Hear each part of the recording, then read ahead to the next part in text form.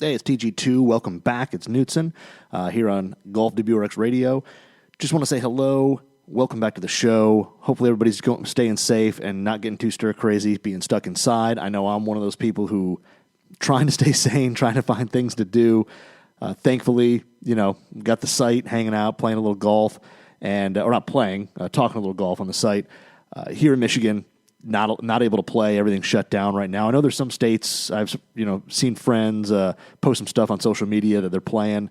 Super jealous of that right now. So if you're able to play, enjoy it. But again, stay safe. Stay 6 feet away, from your playing partners and all that. I'm jealous that people are able to play. I was hoping that Michigan the courses would stay open, that I could get out, play 9, play 18, whatever. I have no problem walking, using my push cart, whatever. Unfortunately, it's not the case. So, I'll just, deal with it how I will. I'll hang out at home, hang out with the family, and, maybe tinker down in the shop a little bit. The shop's an absolute mess. If you're watching this on YouTube, because I'm doing it on YouTube as well as recording for the podcast, you can kind of see behind me in the shop, and it's a nightmare.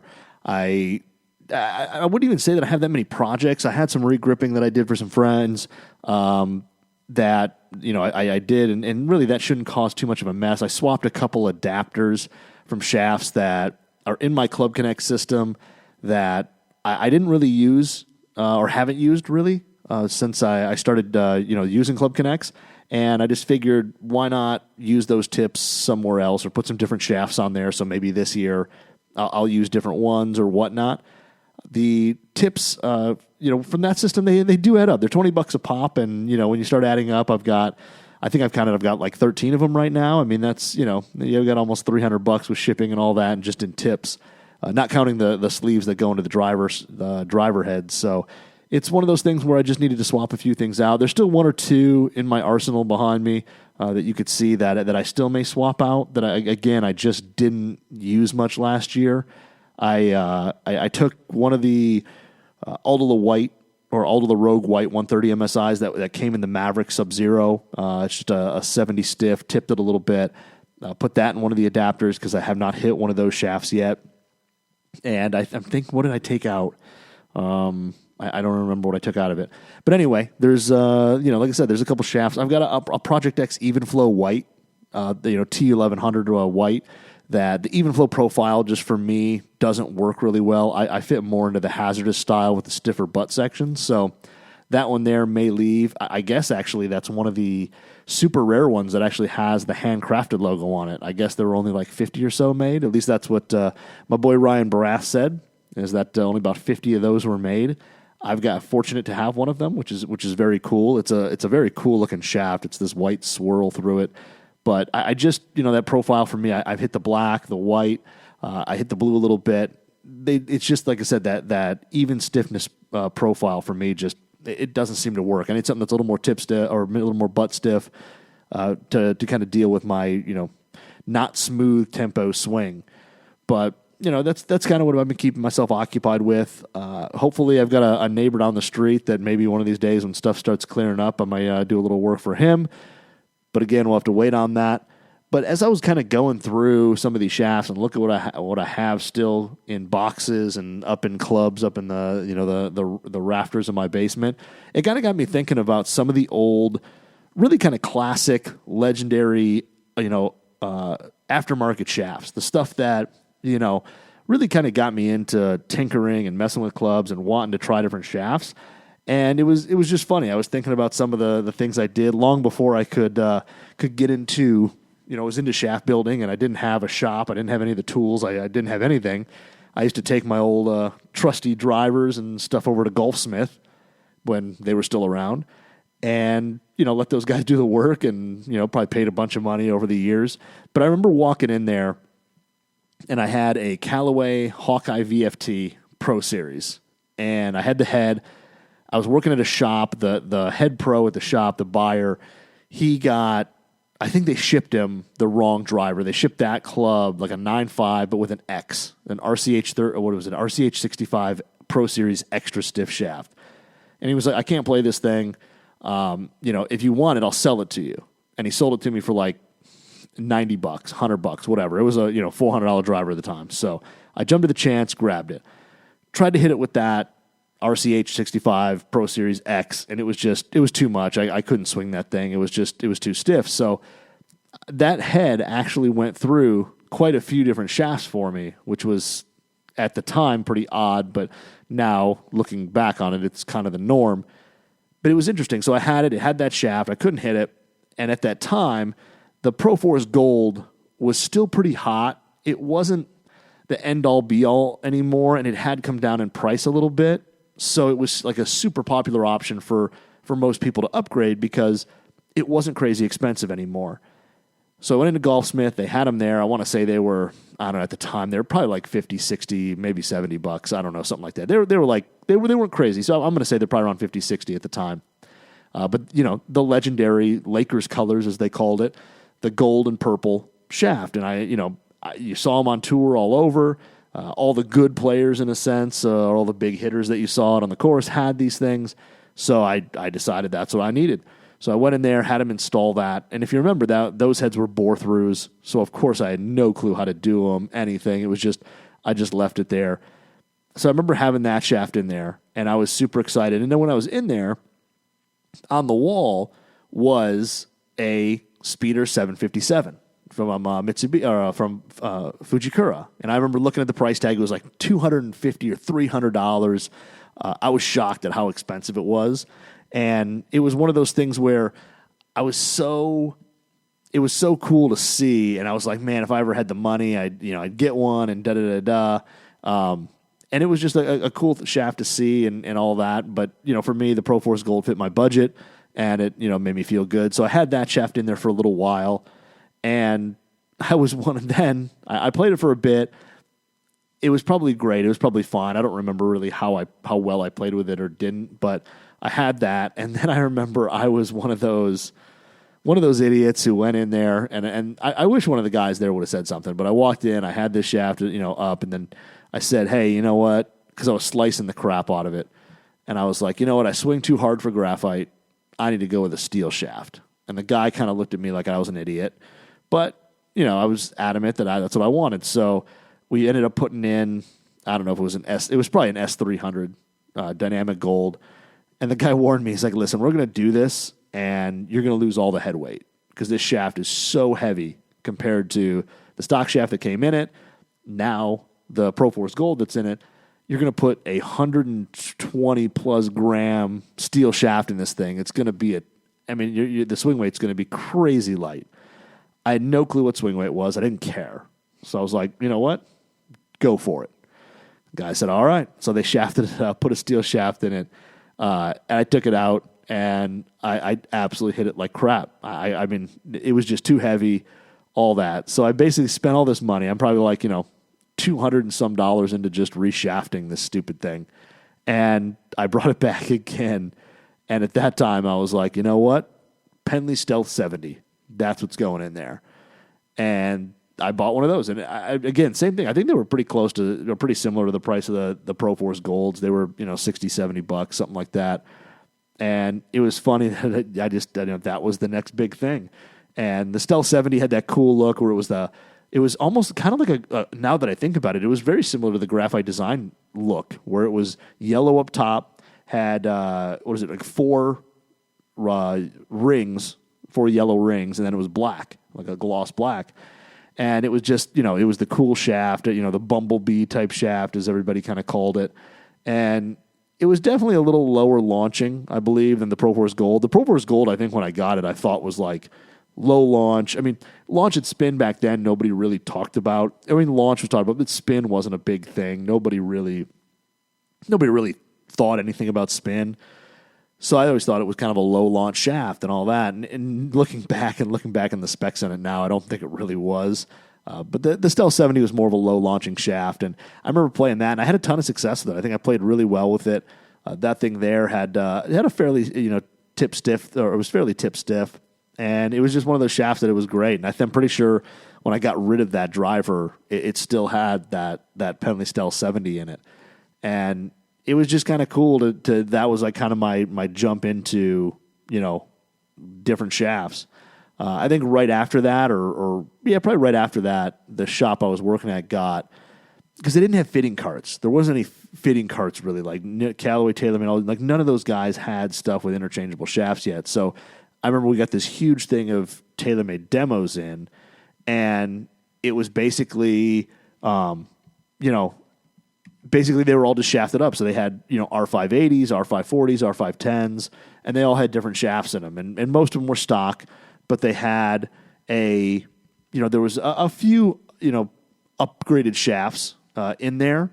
And there was one of them, and I remember looking it up, and I still was never able to find it, but there was this all chrome Mitsubishi Rayon shaft, and that's all it was. It wasn't a Diamana, it wasn't anything like that. It would just basically said Mitsubishi Rayon. It was just chrome, and that was it. And there was one of those in a 510 head, and I guess they said the upcharge on that thing was like $250 or something crazy like that. And nobody ever demoed it because nobody knew what it was. But I used to take it out every weekend as a demo and hit that thing. And I hit some great drives with that club. And it's one of those things where I look back on it now, I probably should have bought it. Or, I probably could have got a deal on it as a demo at the end of the year or whatever.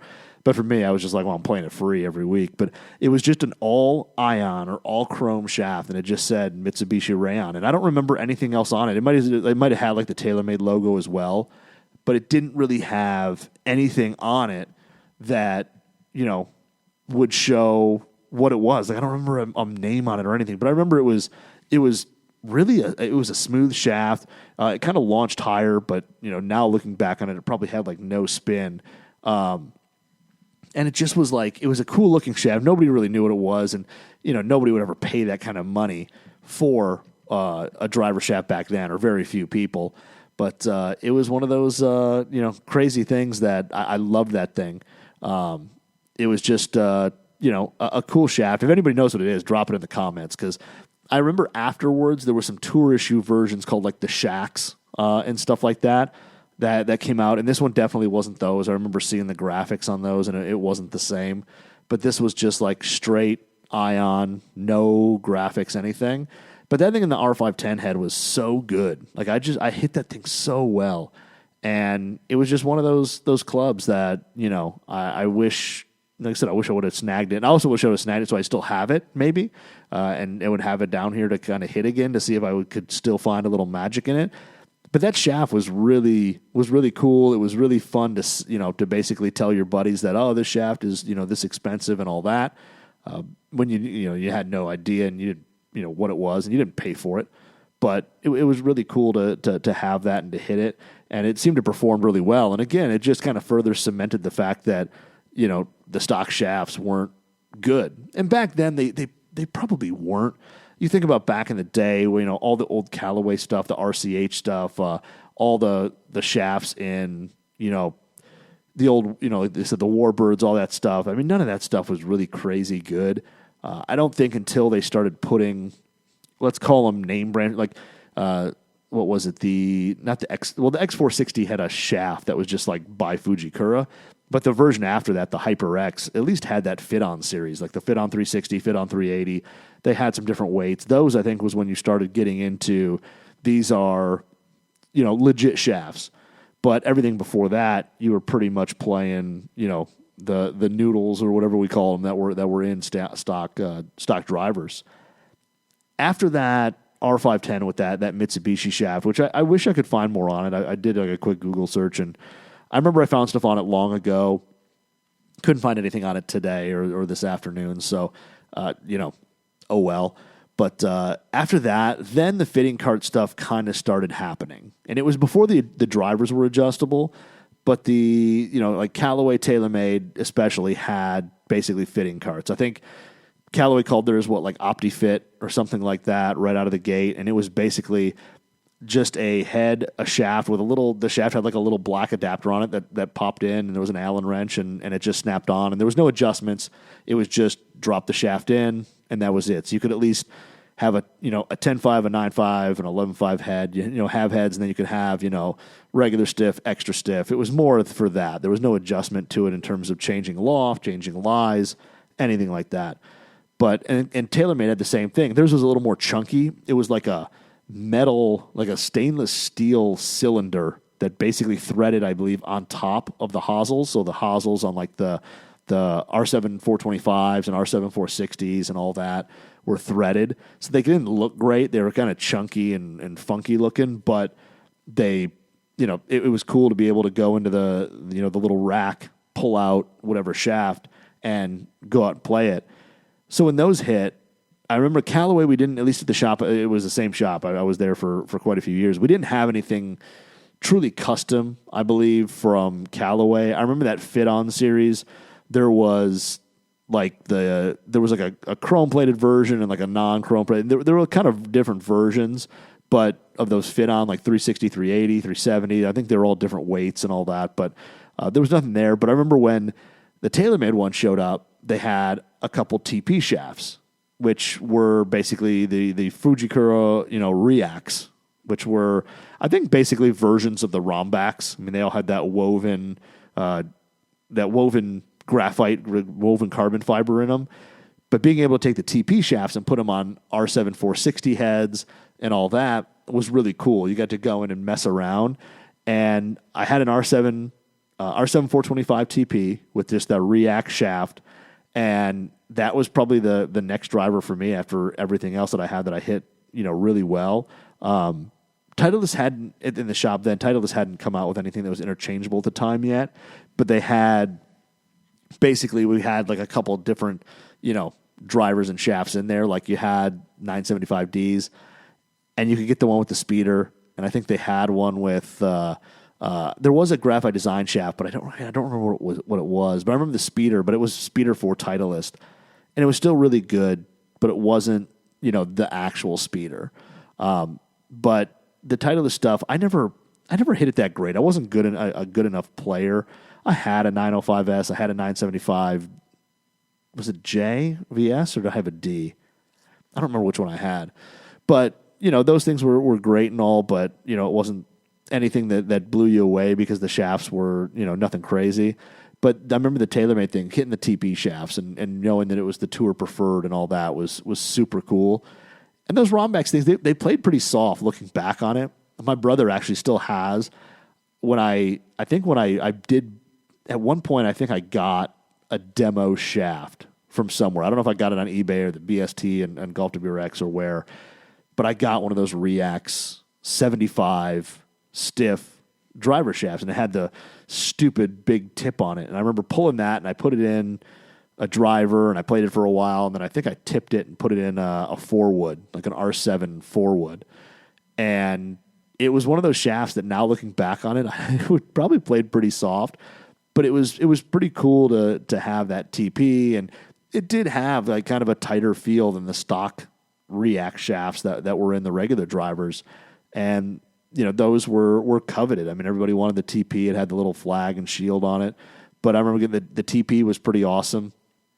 I like I said, I had one. My brother still got it. I should get it from him and hit it again, but I know he hits it a mile in the air. But that R7 420 or that R7 425, R7 TP 425 was a great driver. I hit the thing really well. It was like the fitting cart one, but I didn't care at the time. It didn't matter. I still had a TP, and it looked so good. I mean, how did it not? But the aftermarket shaft thing was, that was cool to find that you could actually switch this stuff out. And then after that, everything started getting, at least the fitting carts and all that in shops, you could go in and swap stuff out and try different shafts and all that. So after that, for me, it turned into just, I didn't have a ton of cash. I mean, I was working at a shop as just a guy. Wasn't making a ton of money. But the next thing, I remember the next big shaft after that, after kind of that, the Reacts, the NV stuff, the VS Protos, all those, those were, pretty big. But the next big one for me was then I moved into the Diamana, is when finally, Tiger started playing Diamana. And all of a sudden it was like the Diamana Blue Board was like the shaft. And I remember I started doing Callaway demo days, and I was sitting there and the guy I worked for was like, well, what kind of driver, what driver do you want? And at the time, this is now a couple generations after, but I was like, I want an FT5 Tour 10.5 head with a Diamante Blue Board 73X. And I don't think anybody was really into, at least the guys that I worked with and all that weren't really huge into shafts, but guy said, okay, yeah, we'll order it up, whatever. So he orders it, and he's like, do you know how much this driver costs? And I was like, it's probably pretty expensive. And he's like, yeah, this is a $750 driver. He's like, that shaft is like a $250 upcharge on already like, a $400 head or whatever it was. I mean, it was something crazy. It was like $700 was retail. And I was like, yeah, I didn't care. I was like, I wanted a high launch head with a lower launching, lower spinning head. And I didn't really understand what I was really doing at the time, but I saw that guys were finding success with getting 10.5, 11.5 heads and putting lower launching, heavier, stiffer shafts in them. So that was what I wanted. And I remember getting that thing, and I just couldn't wait to rip the plastic off that thing and hit it. And to this day, I think Blue Board is still one of those shafts that I kind of still compare other shafts to. It was one of those shafts that felt so good, and it was so, it was so smooth, it was so tight. It was just one of those things that you had so much confidence in it. You never, any miss hit was you. It was you. It wasn't the driver. But I had that. I played that thing for 2 years that I had it.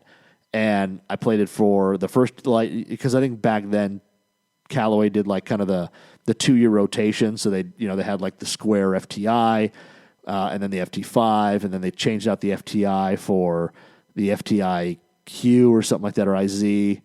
IQ, and then the FT9 came about. But anyway, I think I played that thing for 2 years. But the Blue Board was one of those shafts that, to this day, I actually still have one. I've got a fairway shaft, a 93X, which I can't say that I can hit very well, but it's cool to have it.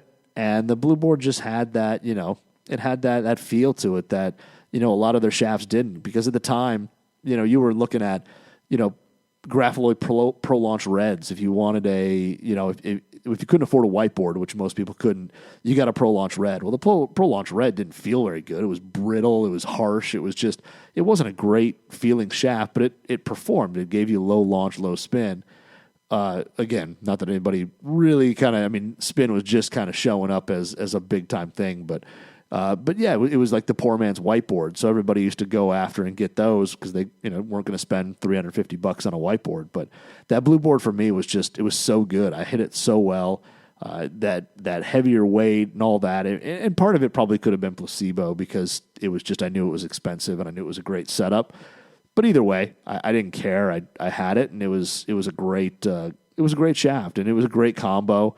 And it was right before iMix, so I didn't, it was a glued head and shaft. I didn't have any interchangeable, portion of it, anything like that. And I don't remember what happened to it. I want to say that I probably sold it on the BST or something like that. I don't remember what I did with it. But I had it, and I thought it was cool. And then I moved on from that to the next big shaft I thought which was Matrix XCon 6. And Matrix at the time was like huge, because if you hung out on, the old Bomb Squad Golf back in the day, Matrix was making $1,000 shafts. The TP, what is it? The TP7, TP7X, TP7. Those things were like $1,000. And I remember those things were so cool. Well, no way I could afford $1,000 shaft. But the XCon 6, I could get in a Callaway FTI and, play something similar. And again, the whole high spin, low launch, or high launch, low spin, which is a very debatable topic on if that even exists.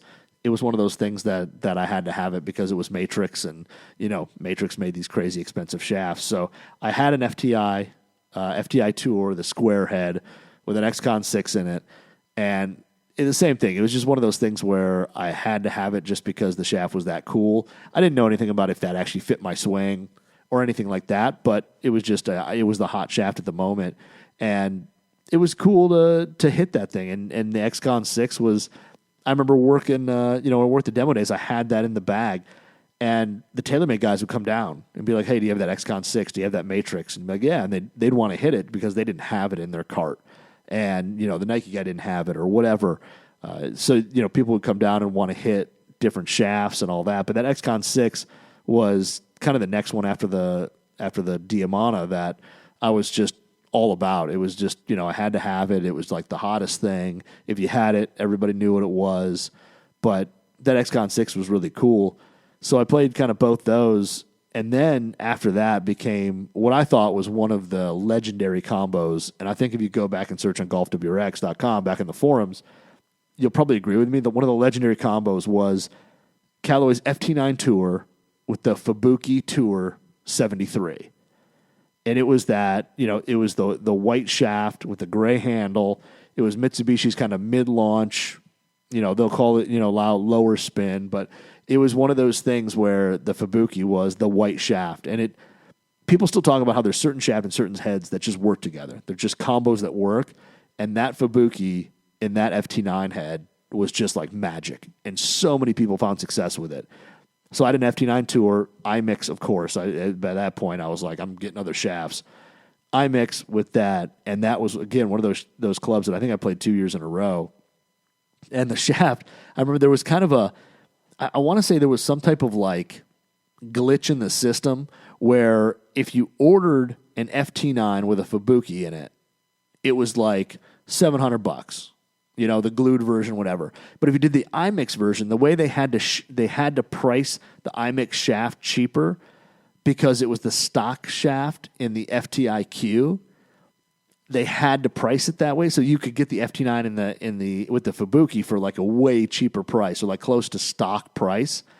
And that was like the big thing. And I remember everybody was going out and getting those things. And I think that head and that shaft, that combo was just so good.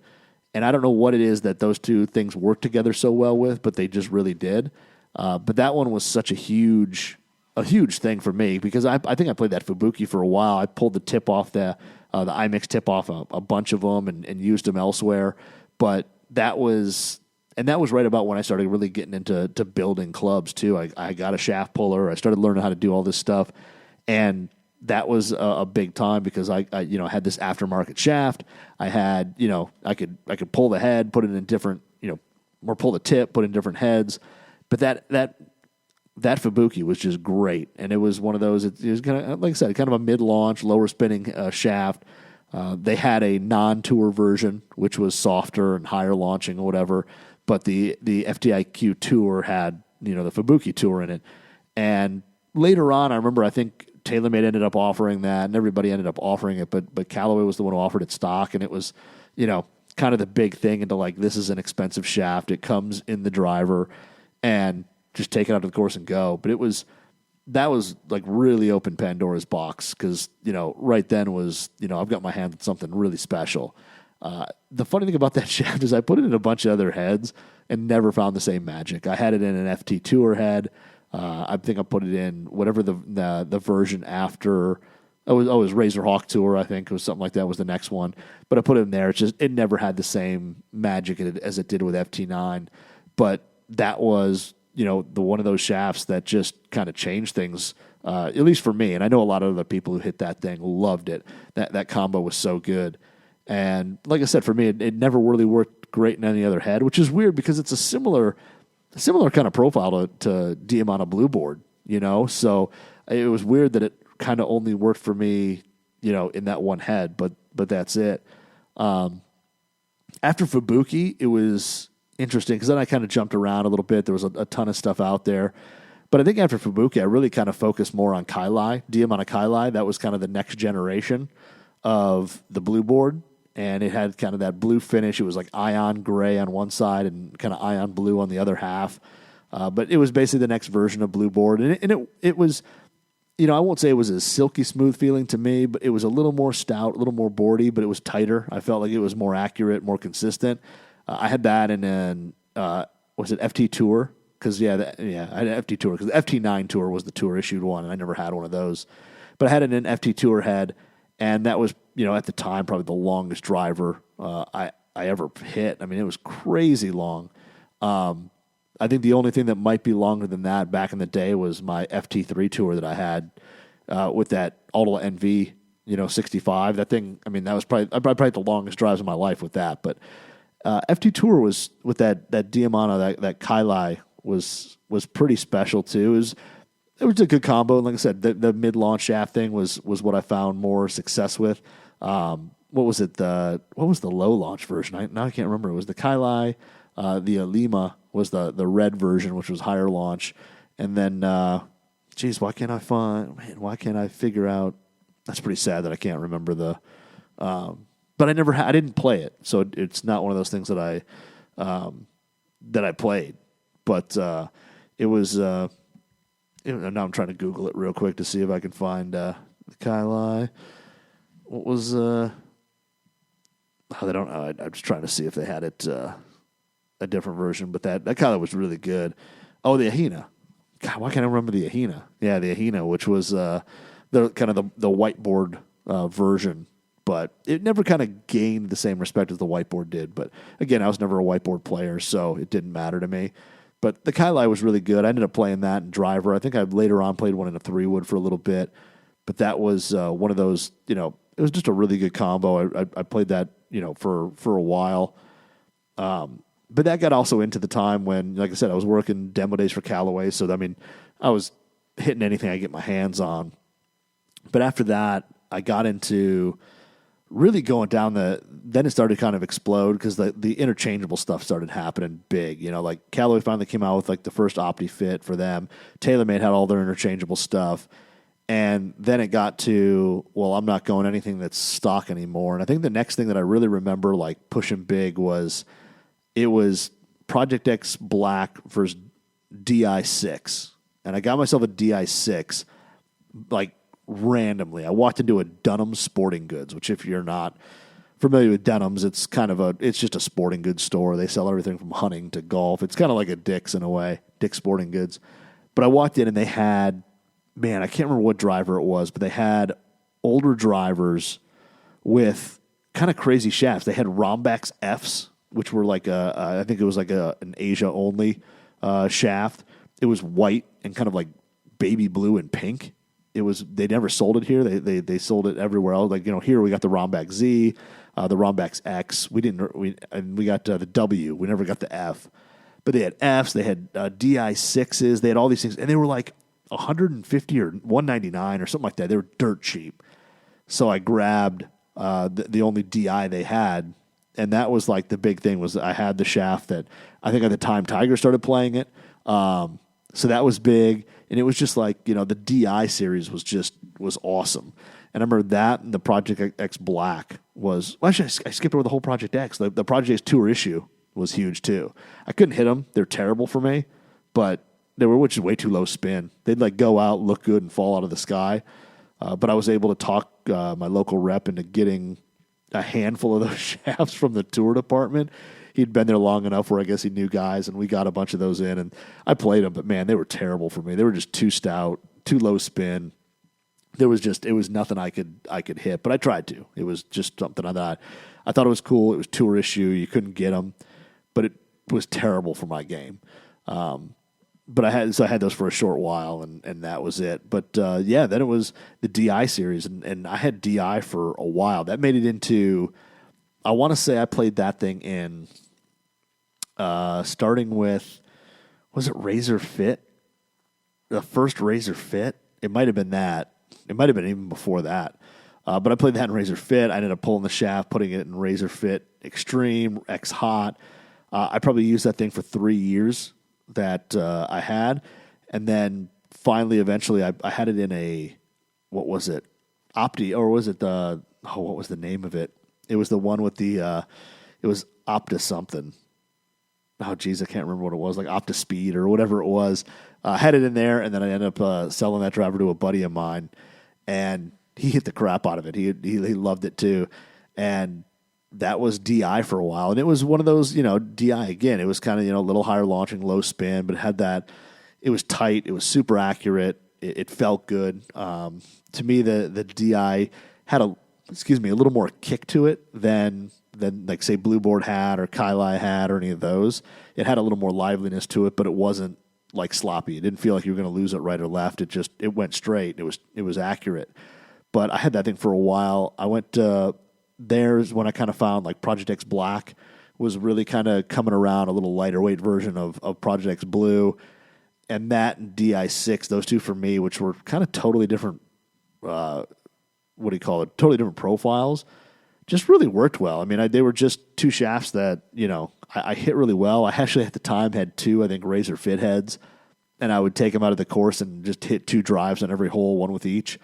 And they were, within yards of each other. I mean, neither one was that much better, but I think I ended up playing the DI more just because it was the cooler and more expensive shaft. But it was just, it was one of those shafts that I played for a long time, and it worked out really well. And looking on tour, I mean, DI6 is still, or DI series in general, is just done really, it's still in a ton of bags. I know there's a ton of people in the forum who use it still, and when people do driver tests and things like that, and there's upchart, or aftermarket shafts allowed to be ordered, people still order DI6s, man. I mean, it's crazy, but that it's still just that good of a shaft, and everybody, still wants it.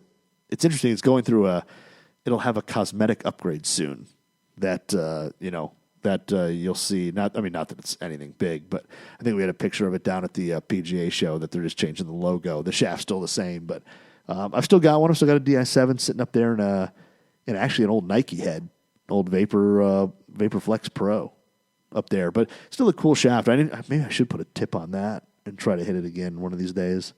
But that was a cool thing. I mean, back then, the other one that was kind of around that time or just before it, I got big into the Matrix Code series. For whatever reason, the Code series was big for me. I hit that thing really well. I had it in a ping head, and for whatever reason, it worked really well there. And just a shaft that it didn't have the same feel as, say, like a Kailai or a DI series, graphic design. It was a little more harsh, a little more boardy, but it just, it was one of those, it just went straight. It didn't want to go right or left. It just went straight. And, I found a lot of success with that shaft as well. It probably wasn't the longest by any means, but I hit it pretty straight. So, one of those that it was a short-lived, not an experiment, but it was short-lived, but it stayed around for a little bit, but it wasn't anything that was crazy long. And then after the DI kind of hit, then it turned into, I kind of went down a lot of the Fujikura path, the Motore speeder path, between, the VC60 or 6.2s or so, no, because the 0.2 was, I think, the tour spec version. But, VC61, the blue one. I played that in fairway and driver for a while. I played that in fairway for a long while. But VC61 was really good. I had one of the 7.2s. But that whole Motore line, I liked that they had so many different shaft profiles. They had, different launches, all that, but they were all really similar. They felt really good. They were super smooth. I've still got a VC7. I think it's a 7.1 or 7.2. Geez, I can't remember which one it was. But anyway, I've got one in a 4-wood, Razor Fit Extreme 4-wood up there, and it was just one of those great shafts. That Motore speeder line really hit well with me. There was, I played that bright blue. Like I said, I think it was the VC62, and then there was a 6.0 that was like purple, or maybe it was a 6.1. Jeez, I can't remember. It's sad, but that line went really well, and I played that for a long time, just because it was one of the, like I said, there was a profile kind of for everybody, and I never played like the tour spec ones because they were really hard to get. I had a tour spec driver shaft for a while, like a 7 series, and it was just, again, as everybody may have known from listening to my shows, I'm not I don't need low launch, ultra low launch, low spin.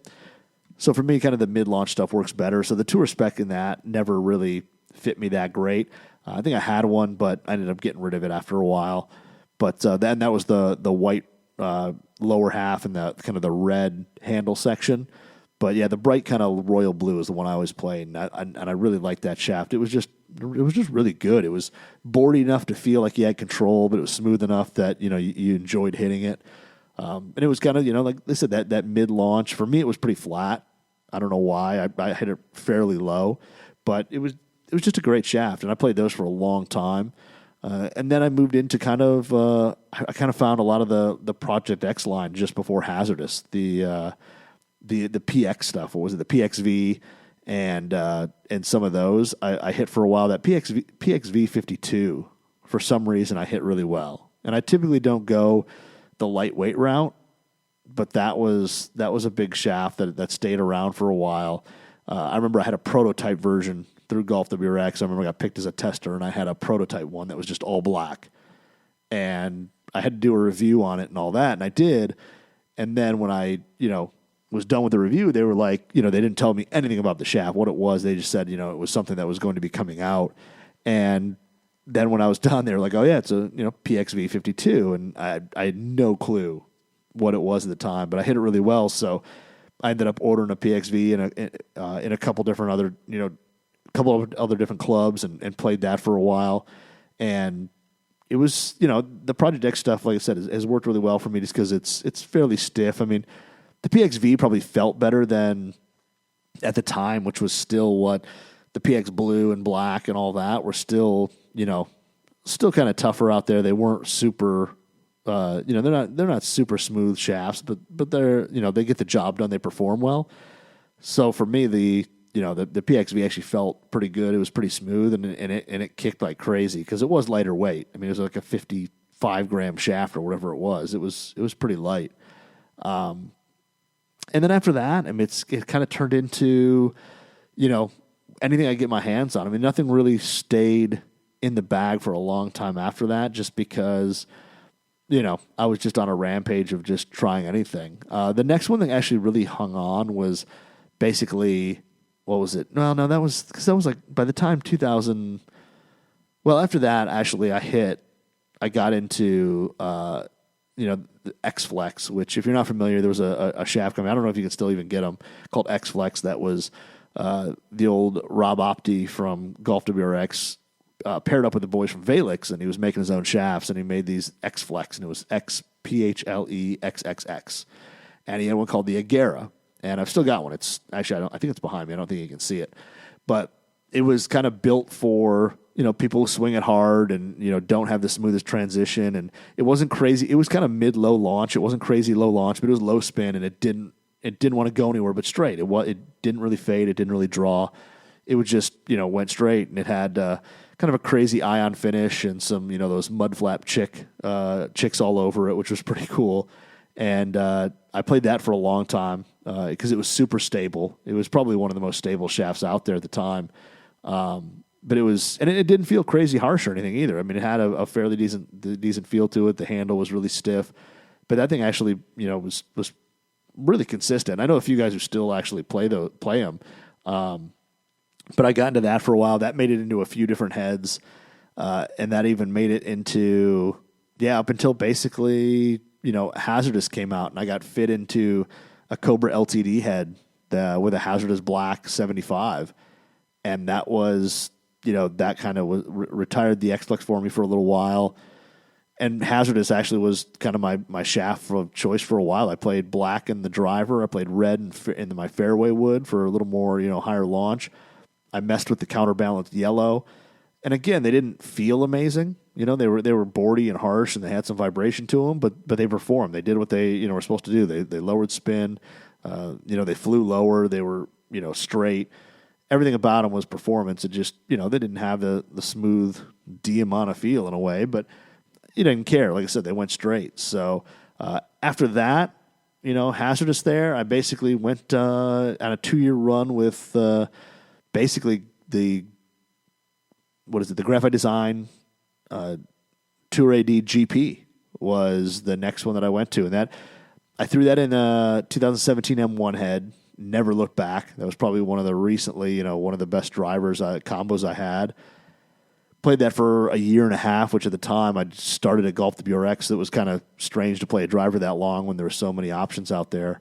But that was one of those shaft and head combinations that I just, something clicked and it just worked really well. And then, after that, it kind of turned into the collection. Now I'm I'm into Ventus. Ventus Blue has pretty much been my go-to for right now for driver, and then Ventus Red in my 3-wood, but I still will have a Hazardous Red and a 3-wood that'll still go here and there. And then, right before Ventus, right about the same time was Speeder Evolution 5. That was actually a shaft that worked really well. I still like that shaft. It has a good, lively feel to it. Ventus just tends to be a little straighter. It's a little more boardy, And I'm not saying that in a bad way. It's just it's a stiffer overall profile. Ventus Blue is. It just goes straighter. The Evolution 5 is great, but it's just, for me, Ventus just goes straighter. So now that's kind of where I'm at now is Ventus Blue, Ventus Red, a little bit of Hazardous Red, and then, an Atmos Tour Spec Black and the hybrid. But, there's some stuff on my radar I definitely want to hit. I definitely want to try the Gravity Design VR, because that's got a really stiff butt section. Other than the GP, it's probably the only other Graphite Design shaft that has a stiff butt section in it. So I'll be excited to try those. And then, what is it, the ZF, the Diamante ZF thing? I think that's like right up my alley, which is kind of mid-launch, lower spin as well. So definitely something on my radar to hit. So those are the kind of things that are out there that I'm excited to try to get my hands on as soon as we're able to. And, it's kind of funny to go through your history of what shafts and driver combos and all that you played. But it just was something that sparked my interest as I was kind of going through the boxes of stuff I have and all that, and organizing my shop a little. But, it'd be interesting to know. What do you put in your comments? What are some of your legendary, shaft head combinations, or what is a shaft that made it for a long time with you?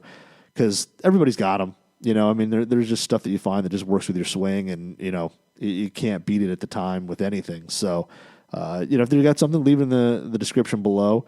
I know it's kind of a weird rant to just talk about different shaft and driver combinations, but, it's kind of cool. It's, something exciting. At least to me it is, as a tinkerer and all that. Maybe one of these days I'll go down the different iron shaft and head combos that I had. There's quite a bit fewer versions of that, but, there were some gems up there from back in the day. So, if you got anything, leave them below. If not, hey, hope you enjoyed the show. Hope you're getting by with all the crap going on here in the world. But if you can, subscribe to the podcast, iTunes, Spotify, we're on SoundCloud. We're everywhere, basically, Google Play. If you're watching this on YouTube, please, think about subscribing, liking the video if you can.